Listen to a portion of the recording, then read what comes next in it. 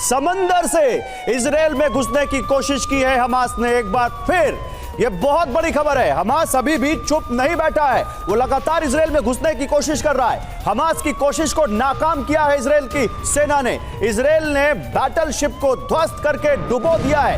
ये तस्वीरें समंदर से इजराइल में घुसने की जब कोशिश की हमास ने, तो कैसे इजराइल ने उसको समंदर में डुबो दिया उनके बैटलशिप को, ये आप देख रहे हैं। इसी बीच एक और बड़ी खबर, आईडीएफ ने बड़े पैमाने पर स्ट्राइक की तैयारी कर ली है। आईडीएफ यानी Israel defence forces, Israeli defence forces ने अब बड़े पैमाने पर स्ट्राइक की तैयारी की है। बॉर्डर पर ग्राउंड फोर्स का जमावड़ा देखने को मिल रहा है। इजराइल और गाजा पट्टी के बॉर्डर पर ग्राउंड फोर्स यानी पैदल सेना का बहुत बड़ा जमावड़ा देखने को मिल रहा है। आईडीएफ को केवल आदेश का इंतजार है। इजराइल ने 3 सदस्यीय वॉर कैबिनेट बना दी है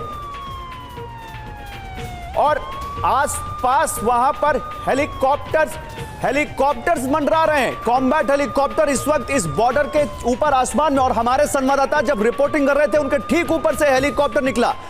ये रिपोर्ट आपको दिखाते हैं। लगातार आपको इजराइल के आसमान में इस तरह की चीजें दिखाई देगी।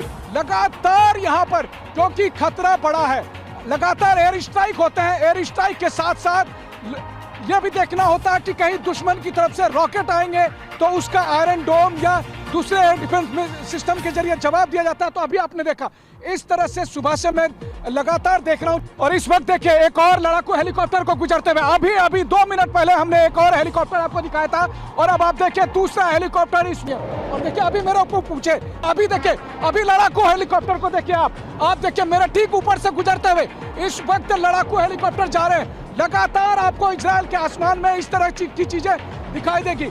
लगातार यहाँ पर जो कि खतरा बढ़ा है, लगातार एयर स्ट्राइक होते हैं। एयर स्ट्राइक के साथ साथ यह भी देखना होता है कि कहीं दुश्मन की तरफ से रॉकेट आएंगे तो उसका आयरन डोम या दूसरे एयर डिफेंस सिस्टम के जरिए जवाब दिया जाता है। तो अभी आपने देखा इस तरह से सुबह से मैं लगातार देख रहा हूं। और इस वक्त देखिए एक और लड़ाकू हेलीकॉप्टर को गुजरते हुए, अभी 2 मिनट पहले हमने एक और हेलीकॉप्टर आपको दिखाया था, और अब आप देखिए दूसरा हेलीकॉप्टर्स लगातार वहां पर आसमान में मंडरा रहे हैं और हमारे संवाददाता उनको अपने कैमरे में कैद करके आपको दिखा रहे हैं। लेकिन क्योंकि मिडिल ईस्ट इस वक्त इस वॉर का एपिसेंटर है, तो जल्दी से आपको बताते हैं इजराइल और हमास में जंग के बीच अमेरिका को कौन सा जो डर सता रहा है। पेंटागन को इस बात की चिंता है कि मध्य पूर्व में तनाव का फायदा उठाकर ईरान या फिर उसके प्रॉक्सी ग्रुप्स अमेरिकी जवानों और सैन्य ठिकानों को निशाना न बना ले। ऐसे में देखिए हम आपके सामने एक रिपोर्ट लेकर आए हैं जिसमें हम आपको दिखाएंगे कि मिडिल ईस्ट में कहां-कहां अमेरिकी बेसेस हैं और कितने सैनिक इस वक्त वहां पर उनके तैनात हैं। आप शुरुआत अगर करें यहां पर इराक से, तो इराक में इस वक्त करीब जो रिपोर्ट है वो 6000 सैनिक वहां पर हैं इस वक्त। वहां आप देखिए कुवैत में 13000, बहरीन में 7000, इसके अलावा आप देखिए सऊदी अरब में 3000, जॉर्डन में 3000, सीरिया में 800, ओमान में, यूएई में, कतर में, हर तरफ चारों तरफ इस वक्त अमेरिका के सैन्य बेसेस का पर उनके सैनिकों का जमावड़ा है। प्रोफेसर राकेश कुमार, क्या अमेरिका को यह भी डर सता रहा है कि कहीं अगर अरब मुल्कों में यह बात तय हो गई कि अब हमें हमला करना है तो ये सैन्य बेसिस के निशाने पर ना आ जाएं? देखिए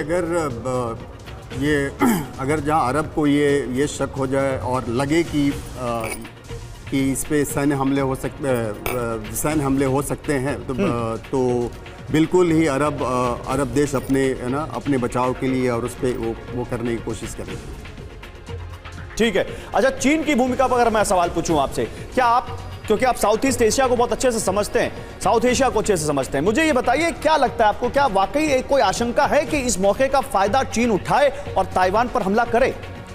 देखिए ये बोलना बहुत जल्दीबाजी हो जाएगी कि चीन इस मौके का फायदा उठाकर ताइवान पे आक्रमण करेगा, क्योंकि आप जब देखेंगे कि इजराइल और चीन का और इजराइल और फ़लस्तीन का जो संबंध है, अगर आप आइडियोलॉजिकल फ्रंट पे देखेंगे तो इजराइल 1948 में ये बना था और चाइना 1949। तो अगर आप 1949 से 1978 तक देखेंगे तो ये दोनों आइडियोलॉजिकल सपोर्ट था।